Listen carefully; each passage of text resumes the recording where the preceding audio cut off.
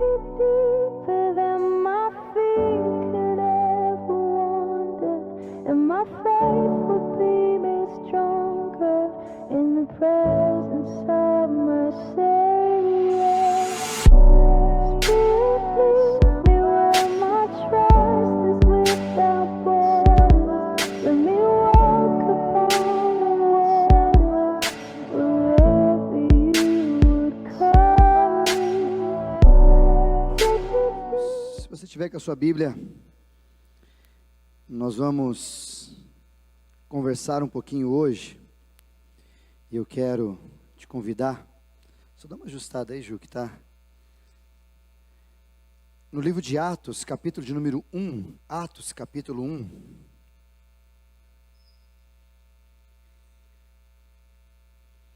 Atos, capítulo de número 1. Fique sua Bíblia aberta neste lugar, Atos capítulo 1, e nós vamos ler vários textos, vários momentos. Mas antes de chegar a esse texto, de Atos capítulo 1, eu quero caminhar um pouquinho com você sobre a história do Natal. Coloca pra gente, Caio, por favor. O tema, por favor.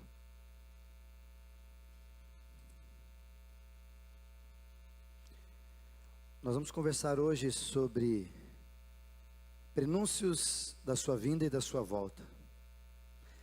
Pegando só a palavra Natal, a ideia Natal, uma história de amor que ainda não terminou. Quando Deus nos trouxe essa ideia para a gente conversar nessa noite com os irmãos, confesso que esse mês tem sido bem complicado a gente tratar de alguns assuntos, ou será melhor, bem complicado, porque são temas bem difíceis, né? Nós vamos falar sobre essa história que não terminou. Nós vamos fazer apenas uma introdução hoje, sobre a história do Natal, uma história de amor, que ainda não terminou, e que ela vai terminar quando Jesus voltar, mas que ela tem as suas essências e os seus parâmetros, as suas ideias, na palavra de Deus, onde nós vamos ler. Mas depois nós vamos falar sobre a vinda de Jesus. Talvez arrebatamento, como você entende, não sei. Talvez também nós vamos falar, e é uma das propostas da gente conversar esse mês, sobre quem vai para o céu. Quem que você acha que vai para o céu? Conversei com algumas pessoas e fiz essa pergunta a despeito de alguns elementos. Por exemplo, se o seu amigo, seu patrão xarope estiver no céu, você vai ficar feliz? Alguns disseram para mim, eu vou ter que conversar com Deus se isso acontecer. Se o candidato que você não votou, agora vou bater pesado, para presidente, que você não votou, estiver no céu, sentando à mesa, o que você vai fazer? Dependendo de qual você votou. Como é que a gente faz sobre esse negócio do céu?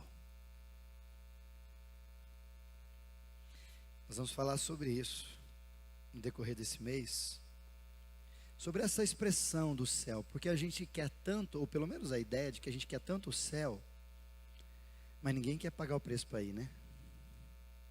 Se eu fizer uma oração aqui, irmãos, vamos orar para quem quiser subir. Levanta a sua mão. Agora nós vamos orar e Deus já vai te dar um piripaque no coração. E você vai estar com o Pai. Bora lá? Alguns vão fazer, ainda não, Jesus. Ainda não, pastor. Ainda não, irmão. Preciso dar uma casadinha. Preciso desenvolver meus filhos. Preciso produzir algumas coisas. Tenho alguns sonhos, tenho algumas ideias. Tudo isso é legítimo e creio na sua sinceridade a despeito disso. Mas eu gosto muito do texto de Paulo, aos Filipenses, quando ele vai dizer assim: eu queria ir embora, porque o céu é muito melhor do que aqui. E quando Paulo diz isso, que o céu é melhor do que esse espaço que nós estamos, Ele não está querendo dizer que ele está frustrado com o que nós estamos vivendo. Porque também é uma das fórmulas que alguns têm. Por exemplo, tem gente que fala assim para mim: pastor, vamos orar para Jesus voltar logo, porque não dá mais para viver aqui. Então você não quer subir por amor, você quer subir porque você não aguenta mais esse lugar que você está. De outra esfera também, às vezes nós comunicamos ou falamos a respeito disso, de vamos subir ou estarei no céu, porque talvez nós achamos que a gente tem tantos sonhos, tantos desejos, e não seria justo Deus me podar esses desejos e sonhos que tanto tenho.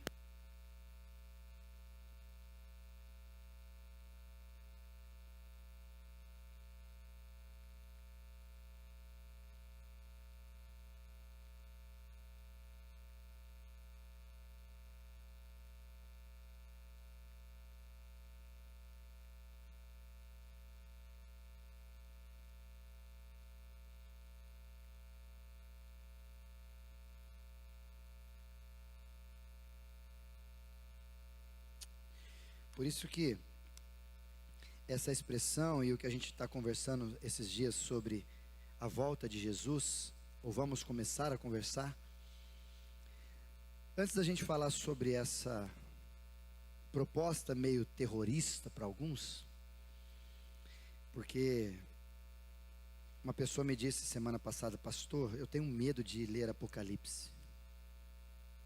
Você tem medo de ler Apocalipse? Pastor, tem umas bestas lá. Eu falei: mas tem besta no seu trabalho? Você está preocupado com o quê? Pastor, mas eu tenho medo, tem uns negócios lá, umas trombetas que toca, né? Tem umas coisas diferentes que a Bíblia fala que vai acontecer e eu não sei como é que é isso. Por isso, antes da gente chegar em todos esses elementos, nós vamos falar sobre a linha do tempo da escatologia nesses dias. Nós não vamos deter todo o assunto, mas nós vamos entrar em bastante coisa sobre a volta de Jesus. Mas antes da gente entrar especificamente nesse detalhe, quando alguém pergunta para você o que é Natal, o que você responde para eles? Quando alguém lhe pergunta o que tem a ver Natal, quando os seus filhos perguntam para você o que é Natal, o que a gente responde? Natal é o que exatamente? Natal é o nascimento de um menino? Também. Natal é a vinda de um bom velhinho? Não, não viaja. A Natal é um princípio de um novo momento na vida da história, na história do povo de Deus? Pode ser. Natal é quando, como eu falei o ano passado, nesse mesmo tema sobre Natal, o ano passado foi Natal, quando os céus descem à terra e a gente percebe que Jesus veio. Quando Cristo, o Verbo, se fez carne e no Cristo se manifesta no meio de nós. O que é Natal para você? E quando eu faço essa pergunta, também tem a ver com as questões da celebração. Por exemplo, dia 24 para o dia 25, o que você vai celebrar na sua casa junto com as pessoas? Por que você vai montar uma mesa de Natal? Por que você vai montar um ajuntamento de amigos, de irmãos, de familiares, e vai chamar todo mundo para comer ali, celebrar Por quê? Por isso que a gente precisa entender nessas condições todas, o que é o Natal. Caio, você me ajuda nos versículos, por favor? Eu quero que você fique em Atos capítulo 1, mas nós vamos andar um pouquinho antes desse texto, para você entender um pouco o que acontece com Deus em todo esse processo.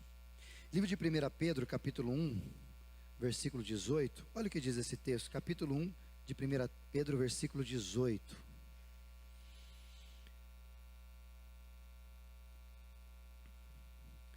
Pois vocês sabem que não foi por meio de coisas perecíveis, como prata ou ouro, que vocês foram redimidos da sua maneira vazia de viver, transmitida por seus antepassados. Pode ir para o 19. Mas pelo precioso sangue de Cristo, como de um cordeiro sem mancha e sem defeito. 20. Conhecido antes da criação do mundo, revelado nesses últimos tempos em favor de vocês.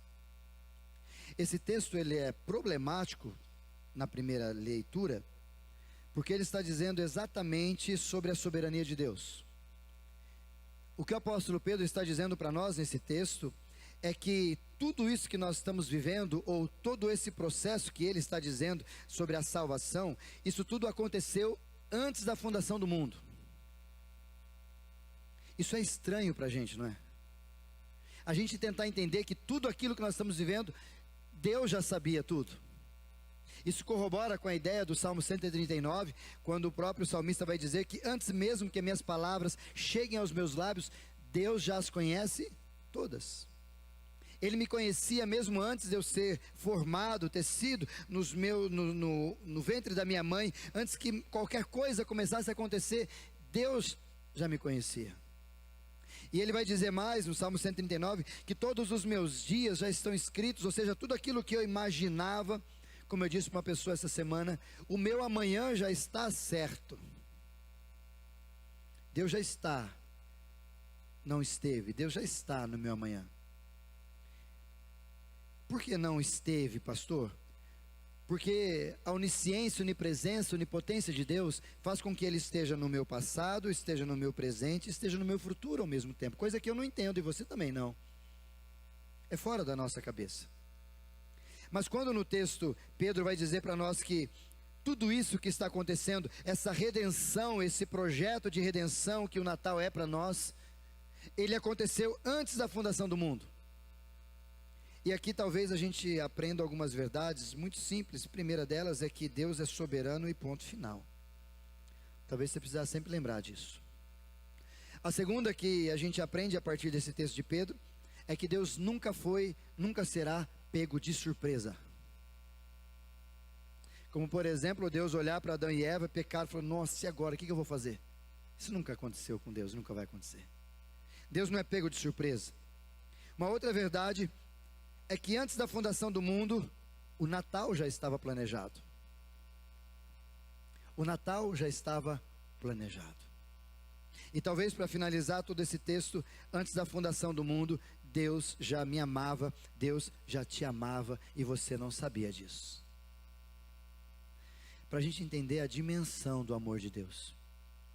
Livro de João, capítulo 3, versículo 16, vai dizer para nós, porque Deus amou o mundo de tal maneira que deu o seu Filho unigênito, para que todo aquele que nele crê não pereça, mas tenha a vida eterna.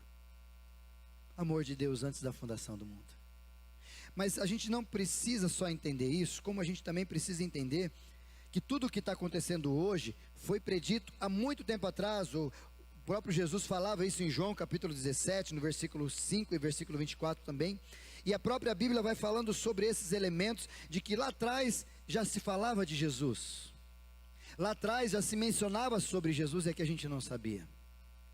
Por exemplo, Gênesis capítulo 3, acompanhe na Bíblia comigo, se você quiser ir abrindo, não tem problema, mas a gente vai voltar para Atos 1 para a gente tirar alguns desafios, mas eu quero fazer esse pano de fundo para você entender. Gênesis capítulo 3, por favor, versículo 15, olha o que diz esse texto. Gênesis capítulo 3, capítulo 1 a criação, capítulo 2 a criação um pouco mais extensa do homem e da mulher, e capítulo 3 nós temos a narrativa da queda do homem e da mulher. A partir do capítulo 3, versículo 1, coloca para mim por favor, Caio. Capítulo 3, versículo 1, antes do 15. Olha o que diz o texto para iniciar essa narrativa. A serpente, o mais astuto de todos os animais selvagens que o Senhor Deus tinha feito, perguntou à mulher, foi isto mesmo que Deus te disse? Não comam nenhum dos frutos da árvore do jardim? E ali começa o processo da serpente enganar a mulher, consequentemente enganar o homem e o pecado entrar na sociedade. E aí no versículo de números 11, Deus começa a falar com cada um deles. Coloca para mim, por favor, Caio, o versículo 11. E Deus perguntou a Adão, quem disse que você estava nu? Você comeu do fruto da árvore, do qual eu proibi que você pudesse comer? 12. Então disse o homem, foi a mulher que o Senhor me deu, por companheira. Ela que comeu da árvore, e me deu, e eu comi. primeiro papo com Adão. Já falamos sobre isso, né, Tamires? Segundo papo, versículo de número 13. E o Senhor então perguntou à mulher: o que foi que você fez? Ela respondeu: foi a serpente que me enganou. Aí eu comi. É muito comum a gente perceber na narrativa humana, quando o pecado entra, uma das primeiras características nossas é não aceitar os erros, ou justificar as nossas falhas, ou melhor, em terceiro lugar, culpar alguém pelos nossos erros. Isso é nosso, esse é Adão, isso é da família, isso é da gente. E aconteceu com Adão e Eva. Só que aí depois, o versículo 14, Deus chega à serpente e fala com a serpente, porque não tinha mais a quem recorrer. Falou com o homem falou que é a mulher, falou com a mulher falou que é a serpente. Então vamos conversar com a serpente. Então o Senhor declarou à serpente: uma vez que você fez isso, maldita é você entre todos os rebanhos domésticos e entre todos os animais selvagens. Sobre o seu ventre você rastejará, pó comerá todos os dias da sua vida. A primeira palavra que Deus fala à serpente é sobre ela, comportamento, postura e restante de vida que ela vai ter. Até porque depois Deus fala para Adão as suas dificuldades que ele terá por causa do pecado, e também fala para Eva as dificuldades que terá por causa do pecado. Mas ele começa falando para a serpente.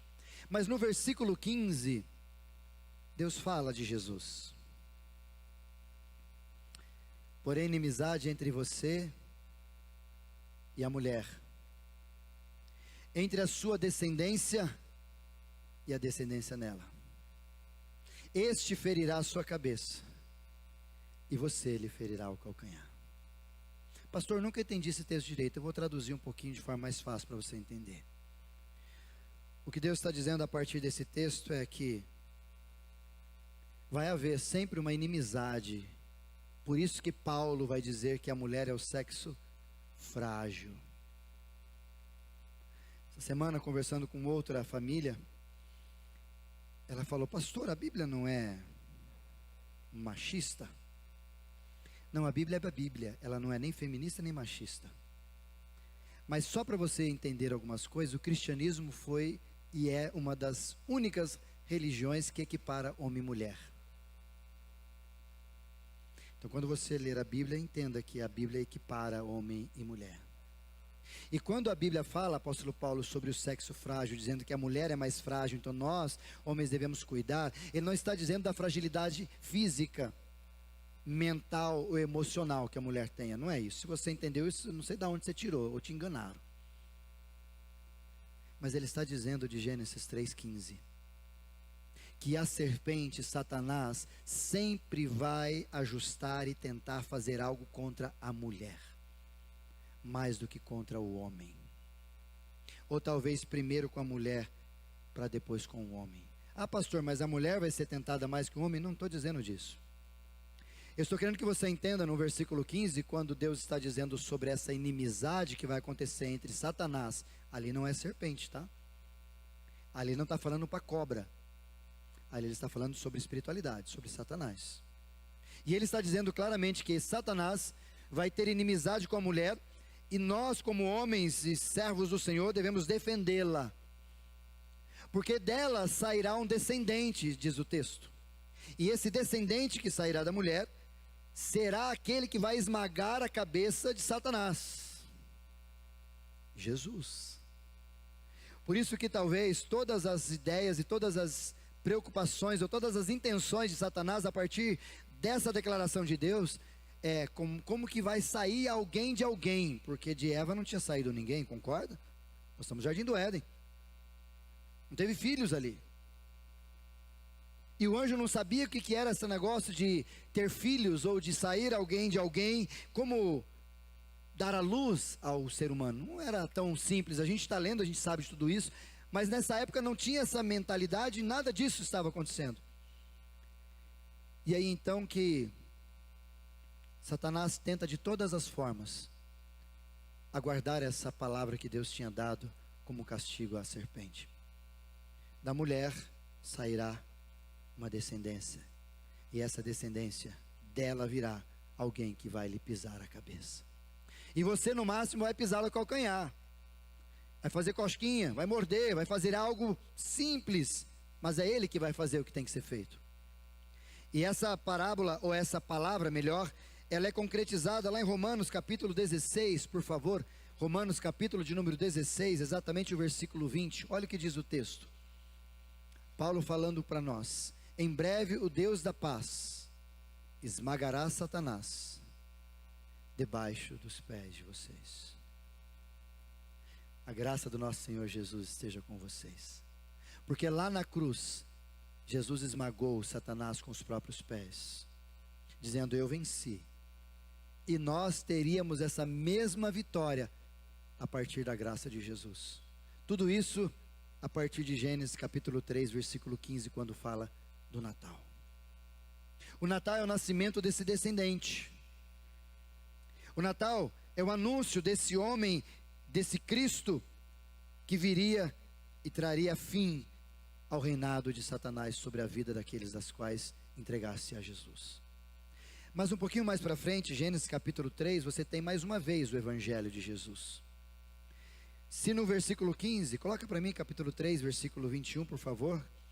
Se no versículo 15 você tem a ideia de que o nascimento do Messias, daquele que viria, estava predito, no 21 está dizendo o que aconteceria com ele. O Senhor então, depois de dar o castigo, as consequências, enfim, o resultado das sementes que Adão e Eva plantaram e também a serpente, então Deus, sabendo que eles estavam nus, fez roupas de pele com elas e vestiu a Adão e a sua mulher. O que Deus teve que fazer para vestir a vergonha desse povo, de Adão e Eva? Deus teve que matar um animal inocente. O que aquele animalzinho fez para morrer? Nada. O que Deus fez? Matou um animal inocente, fez a pele dele ser tirada para cobrir a vergonha de dois pecadores. Em suma, um inocente morreu para que alguns pudessem não mais viver sobre o pecado. Prenúncio da vinda de Jesus, onde o inocente Jesus deu a vida, morreu, para que eu e você pudéssemos ser retirados dessa vergonha que o pecado produz em nós. Mais uma vez o Evangelho de Jesus agora falando sobre a cruz. E eu peguei apenas esses dois textos, e o terceiro texto que eu quero que você guarde, Gênesis capítulo 12, por favor. Onde no livro de Gênesis capítulo 12, nós temos a terceira ideia dessa narrativa do Evangelho do Natal. Na minha perspectiva, o Natal começa quando o descendente é prometido, e ela se complementa em vários outros, nós vamos entender. Mas depois ele fala quando Jesus morreria, por causa da vergonha de alguns, Gênesis 3, versículo 21. Mas já no livro de Gênesis capítulo 12, nós temos um outro evento maravilhoso, que tem a ver com Abraão. Gênesis 12, capítulo 1, por favor, meu querido. Gênesis 12. Quando ali nós temos um convite de Deus bem diferente. Então o Senhor disse a Abraão: sai da tua terra, do meio de seus parentes, da casa do seu pai, e vá para a terra que eu lhe mostrarei. E um pouco mais a seguir, Deus começa a conversar com Abraão, e depois de dar a Abraão um filho chamado Isaque, Deus chama a Abraão a responsabilidade e fala o que para Abraão? Pega o teu filho, teu único filho, a quem você tanto ama, e você leva para aquele lugar, Monte Moriá, onde você vai matá-lo. Diz o texto que Abraão assim o fez. Abraão pegou todos os seus, logo de madrugada saiu e foi ao Monte Moriá, e chegando lá no monte, perto do monte, deixou os seus, e disse uma palavra profética sobre a ressurreição de Jesus. Porque até então, quando o cordeiro morre, ou quando o bichinho morre, representando o cordeiro, em Gênesis 3, 21, você não tem a ressurreição dele, porque o bicho morreu. Mas aí você tem Abraão, quando ele está para subir ao Monte Moriá, ele chama os seus servos e diz: vocês permanecem aqui, eu e o meu filho iremos sacrificar. E ele diz: e nós voltaremos. É difícil você entender isso quando a gente está na perspectiva apenas de um espectador.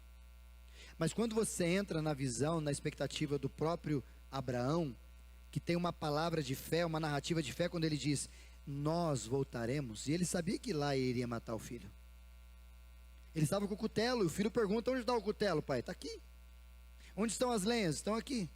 E o filho pergunta para o pai na subida, onde está o cordeiro que nós vamos sacrificar, pai? E o que Abraão responde? Deus proverá para si o cordeiro. Numa ideia muito clara, eu não sei o que vai acontecer, mas eu sei que Deus está no controle de todas as coisas. E a minha leitura de Abraão, é que quando Abraão respondeu para os seus, nós iremos e nós voltaremos, na minha visão, e aí o pastor dizendo, eu creio que Abraão estava dizendo assim, se eu tiver que matar meu filho lá, nesse sacrifício de obediência que Deus está mandando, ele vai ressuscitar meu filho e eu vou voltar com o filho. Se Deus, de repente, acontecer alguma coisa lá, ele vai me dar um outro filho, ao que eu chegar a ter outro filho. Eu não sei, mas alguma coisa vai acontecer porque eu sei em quem tenho crido. E o fato é que quando ele chega em cima, ele prepara, pega o cutelo, e quando ele vai exercer o processo, o ritual todo, uma voz do céu branda e diz, eu já entendi, eu já sei, eu percebi que você me ama, pode parar. E quando isso é falado, o cordeiro está do lado e é lançado o cordeiro, e ele faz o altar, ele faz o sacrifício, e ele desce com seu filho. No Evangelho de João, capítulo 8, por favor, versículo 56, nós temos isso. Olha o que Jesus diz sobre Abraão, capítulo 8 de João, versículo 56. Abraão, pai de vocês, regozijou-se porque veria o meu dia. Ele o viu e se alegrou. Lá atrás, Abraão sabia, veria por fé, que o Cristo, ou aquele que era o sacrifício, o Filho de Deus, seria dado pelo próprio Pai, morreria, mas ressuscitaria. Por isso que hoje a gente olhando para toda essa narrativa, a gente percebe, falar, agora faz sentido. E faz, desde Gênesis até Apocalipse, nós temos várias vezes as narrativas de Deus a despeito do Natal. Por isso que Natal não tem a ver só com o nascimento de Jesus. Natal é muito mais do que isso. Natal é um plano de redenção de Deus que começa com um nascimento. Mas antes do nascimento começa com algumas profecias que a partir da vida do profeta Miqueias, do profeta Isaías, Deus começa a narrar. Por exemplo, o lugar onde, a época onde isso aconteceria, onde Jesus nasceria, foi dado pelo profeta Daniel. O lugar onde Jesus nasceria, Belém, Eufrate, foi dado por Miqueias, o profeta, lá no capítulo 5, versículo 2. Que Jesus nasceria de uma virgem, foi falado por Isaías, lá no capítulo 7, exatamente no versículo 14. Os presentes que seriam dados a Jesus, ao jovem, ao menino Cristo, foram falados também pelo profeta Isaías, no capítulo 60. Aquela matança que ia perseguir e que iam tentar matar Jesus, foi mencionado, foi profetizado pelo profeta Jeremias, no capítulo 31. Aquela fuga que ele saiu daquele momento e foi para o Egito, foi profetizado pelo profeta Oséias. E a pessoa de João Batista, que seria o mensageiro que avisaria, foi falado em Malaquias. O que todos esses textos estão dizendo, e aqui eu quero que você entenda, é que as profecias falavam do nascimento de Jesus, do Natal, tudo sobre a sua vinda. Os profetas, Miqueias, Isaías, Oséias, até os salmos messiânicos na boca de Davi, era falado sobre o projeto de redenção de Jesus. Mas quando nós reduzimos o Natal apenas ao nascimento de Jesus, nós esquecemos de coisas maravilhosas. Por exemplo, o projeto de redenção que começa no Natal tem a ver com algumas coisas importantes. Primeiro delas, Jesus nasce milagrosamente. Jesus nasce de uma forma totalmente diferente. Talvez para alguns de nós, preste bem atenção no que eu vou te dizer. Jesus nasce de uma gravidez indesejada. Tanto que José, se não fosse chamado pelo anjo para trocar uma ideia e ponderar, ele teria entregue a esposa dele. Jesus nasce milagrosamente. Mesmo depois de tudo isso, Jesus vive extraordinariamente, fazendo milagres, fazendo curas, libertação. Então Jesus tem uma vida fora do normal. Isso não deve ser esquecido no Natal. Contudo, depois dessa vida de Jesus, Jesus sofre injustamente a perseguição, os maus tratos que eles fazem sobre Jesus. Depois de sofrer injustamente, Jesus também morre frustrantemente. Porque muitas pessoas não queriam que Jesus morresse. E ele morre. Mas depois do terceiro dia, Jesus ressuscita gloriosamente. Essa é a história do Natal, até aqui. Mas aí então, depois nós entramos em Atos, capítulo 1. Que é o texto que eu quero que você tire umas verdades para você entender. Jesus vem, é predito desde Gênesis até Malaquias, todos os textos falam de Jesus. Você encontra Jesus em todos eles. E Jesus nasce, Jesus vive, Jesus sofre, Jesus morre, mas Jesus ressuscita, e a gente se encontra em Atos capítulo 1, versículo 1. E eu quero ler com você esse texto. Coloca para mim, por favor, Atos capítulo 1, a partir do versículo 1. Vamos ler com cuidado. Eu quero lhe tirar algumas verdades desse texto de forma prática para a gente guardar no coração. Em meu livro anterior, Teófilo, escrevi a respeito de tudo que Jesus começou a fazer e a ensinar. Ele estava falando de Lucas, o evangelista, o livro anterior, livro de Lucas. Pode ir passando, por favor. Até o dia em que foi elevado aos céus, depois de ter dado instruções por meio do Espírito Santo aos apóstolos que ele havia escolhido. Pode ir passando, querido, enquanto a gente vai lendo. Depois do seu sofrimento, Jesus apresentou-se a eles e deu-lhes muitas provas indiscutíveis que ele estava vivo. Apareceu-lhes por período de 40 dias, falando-lhes acerca do reino de Deus. Certa ocasião, enquanto comia com eles, deu-lhes esta ordem: não saiam de Jerusalém, mas esperem pela promessa de meu Pai, da qual eu já falei para vocês. Pois João batizou com água, mas dentre poucos dias vocês serão batizados com o Espírito Santo. Narrativa lá de Atos capítulo 2 e 3. Então os que estavam reunidos lhe perguntaram: Senhor, é neste tempo que vais restaurar o reino de Israel? Narrativa aqui só para você guardar um pouquinho antes da gente continuar, por favor. Eles estão dizendo porque Jesus ressuscitou, morreu, ressuscitou, então, nesse tempo que ele ressuscitou, então é agora que Jesus vai levar a sua igreja embora. Mas eles não entendiam que ainda faltava o plano chamado igreja acontecer. E eles perguntaram: o Senhor já vai restaurar agora? É hoje? É esses dias? E aí Jesus responde para eles, versículo 7. Não compete a vocês saber os tempos ou as datas que o Pai estabeleceu para a sua própria autoridade. Pode continuar, versículo 8. Mas vocês receberão poder quando o Espírito Santo descer sobre vocês, e vocês serão minhas testemunhas em Jerusalém, em toda a Judéia, Samaria, até os confins da terra. Pode continuar.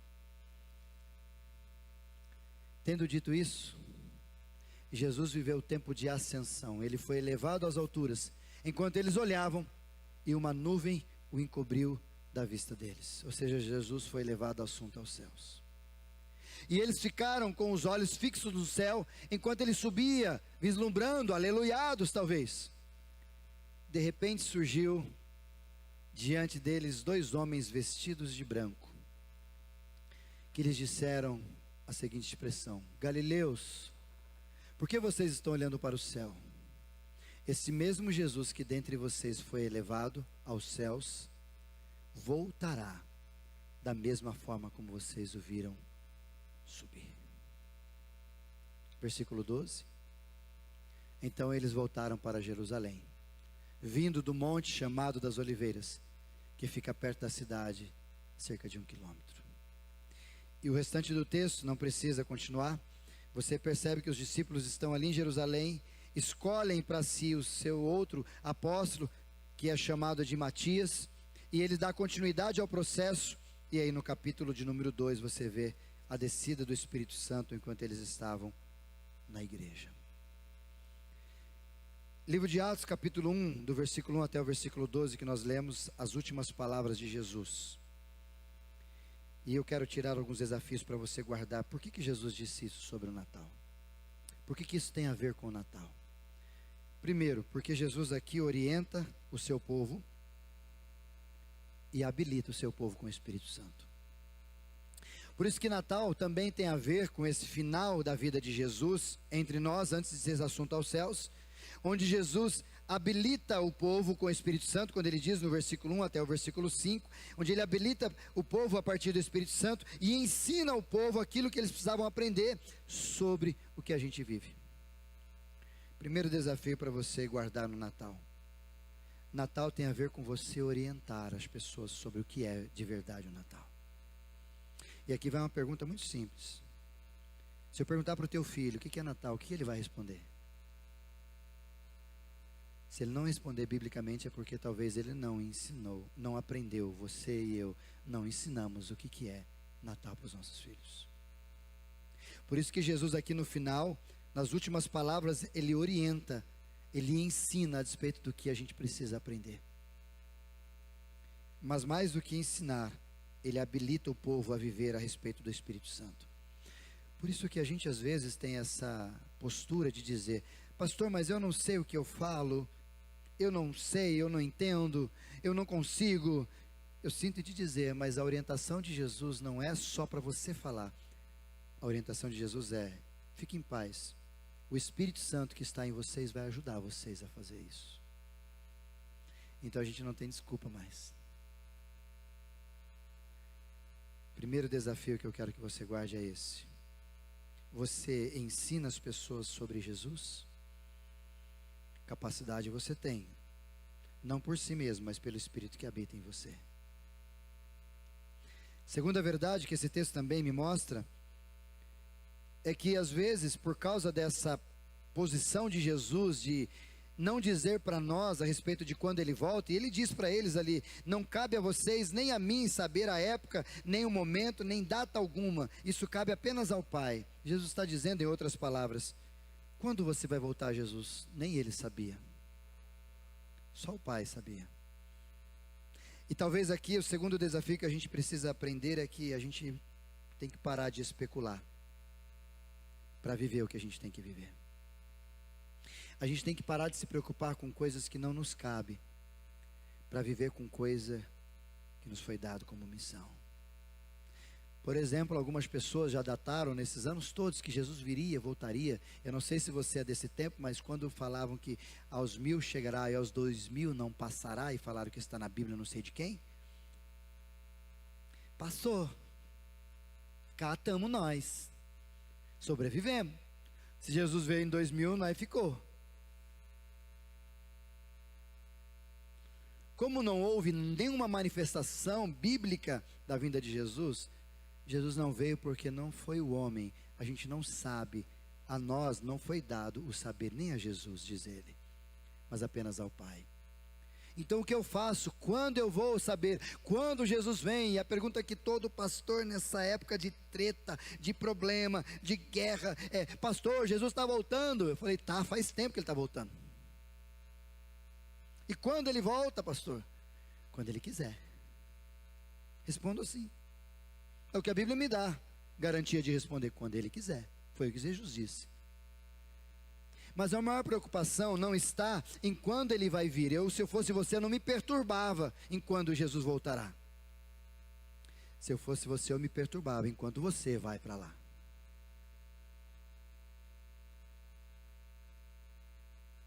Porque a despeito da vinda dele, o tempo está certo.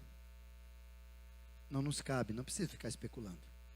Mas e quando eu irei, quando chegará o meu dia, e quando enfim chegar o dia da vitória do meu rei, ou talvez numa outra canção, enquanto enfim chegar a hora em que a morte enfrentarei, E a canção muito dura diz: sem medo então. Sem medo mesmo. Por isso que para a gente sair um pouco do foco de quando ele vem ou quando eu vou, sabe o que você precisa fazer?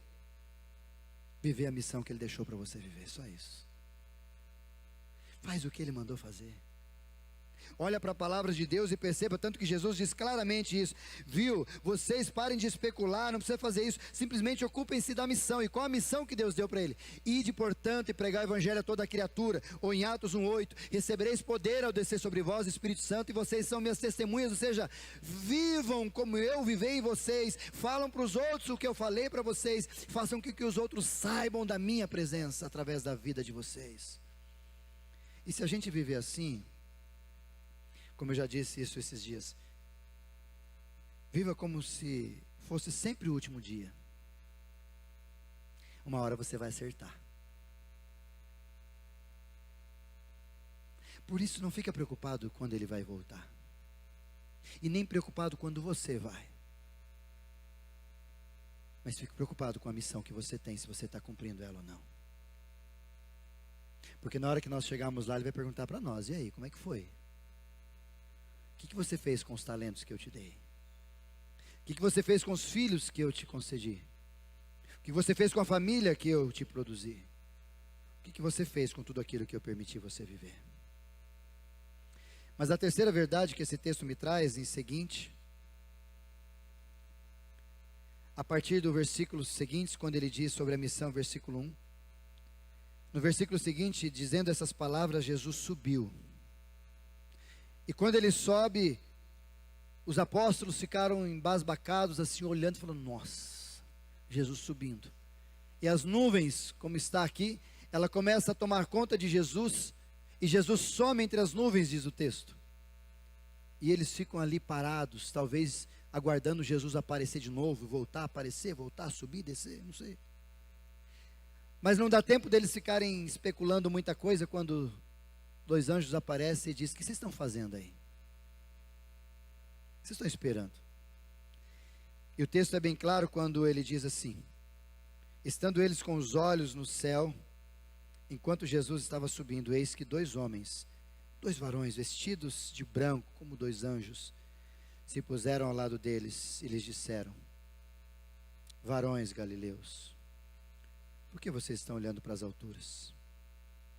Esse Jesus que hoje subiu, ele virá da mesma forma que ele subiu entre nuvens e glória. Terceira verdade que eu quero que você guarde sobre o Natal. Se a primeira tem a ver com você orientar o Natal de verdade às pessoas, porque você é capacitado pelo Espírito Santo. A segunda verdade, pare de especular quando ele vem ou quando você vai. Apenas ocupe-se da sua missão. Viva da forma que Deus tem chamado você para viver, que as coisas vão se encaixar. Terceira e última verdade: trabalhe até o dia dele voltar. Até o último dia trabalhe, até o dia que ele voltar. Foi isso que ele disse: eu voltarei, e até eu voltar, o próprio anjo disse que estão olhando para cima, não precisam olhar para cima, vão para Jerusalém, vão fazer o que vocês têm que fazer, volta a viver aquilo que vocês têm que viver, porque Jesus foi, mas ele vai voltar, é uma promessa, é uma realidade, querendo você ou não, temendo você ou não, atribulado você com essa mensagem ou não, Jesus vai voltar. E como nós cantamos a canção, e aqui nós vamos partir para algumas verdades, ouvir, refletir e agir para a gente encerrar. Quando Jesus voltar, o que ele vai encontrar? A canção que nós entoamos, que faz parte da nossa temática, ele virá num piscar de olhar, e quem estiver pronto com ele irá. Pastor, é pronto de quem nunca pecou? Não, é pronto aquele que encontrou com ele. Então, se você se encontrou com Jesus, entregou sua vida a Jesus, você está pronto para a hora que ele vir, você vai subir. Ou a hora que a morte lhe estacionar ao lado e falar: chegou o teu número, a tua senha, somos nós, você vai ficar em paz. Mas a despeito de tudo isso, quando ele voltar, ele vai concretizar plenamente o plano de redenção e de amor. Então, por isso que a história não terminou, ela vai terminar quando Jesus voltar e levar a sua igreja para morar eternamente com Ele. Mas até Ele voltar, até a certeza de que haverá um fim, até a certeza de que isso vai acontecer, eu e você precisamos continuar a nossa caminhada aqui. Não dá para fugir da responsabilidade. Não dá para a gente fugir, mesmo em meio ao Natal, das coisas que estão acontecendo. Pelo contrário, nós temos que ficar atentos para viver a plenitude do Natal na nossa vida. Por isso, para você ouvir, refletir e agir, eu quero deixar alguns desafios para você. O primeiro deles: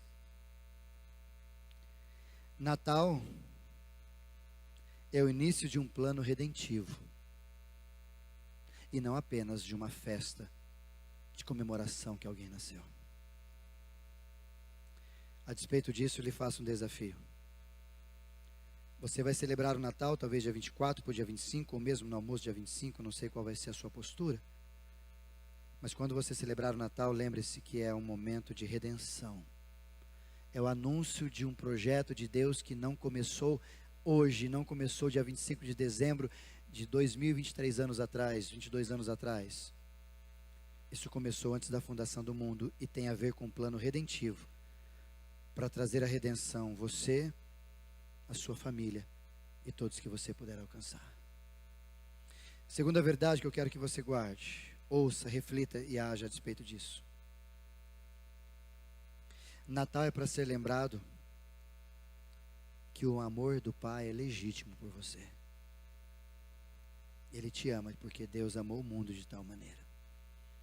Ele te ama, por isso Ele quer você por perto.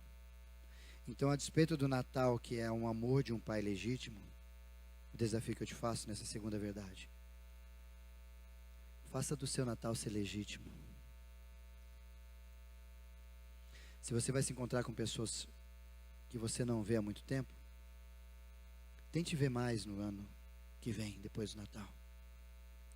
Se você não gosta das pessoas que você vai celebrar a mesa nesse ano, peça para Jesus mudar isso no seu coração e celebre com vida e com legitimidade o amor de Deus nessa vida, nesse Natal. Porque o amor de Deus foi legítimo e é real por você. Então transforme esse mesmo amor de Deus real por você para as pessoas que estão perto de você. E terceira e última verdade para a gente encerrar: Natal é para mostrar para mim e para você que em Jesus, melhor, a vida pode ser diferente. Natal é para mostrar para mim e para você que em Jesus a vida pode ser plena. Natal é para mostrar para mim e para você que em Jesus a gente não precisa temer quando Ele volta. Pelo contrário, a gente deve se alegrar que Ele vai voltar. Natal é para mostrar para mim e para você que em Jesus a gente não precisa temer a morte, porque a gente sabe que a gente vai se reencontrar lá. Natal é para mostrar que em Jesus a vida que eu vivo hoje pode ser uma vida diferente. Como que você vive o seu Natal? O que é Natal para você? Natal tem que nos produzir esperança. Mas não porque o velhinho apareceu, presentes surgiram, porque o tempo é mágico, não. Mas porque Jesus tem um plano redentivo para mim e para você. E esse plano vai se cumprir quando Jesus voltar. E quando Ele voltar, Ele vai nos levar com Ele. E eu espero te reencontrar lá.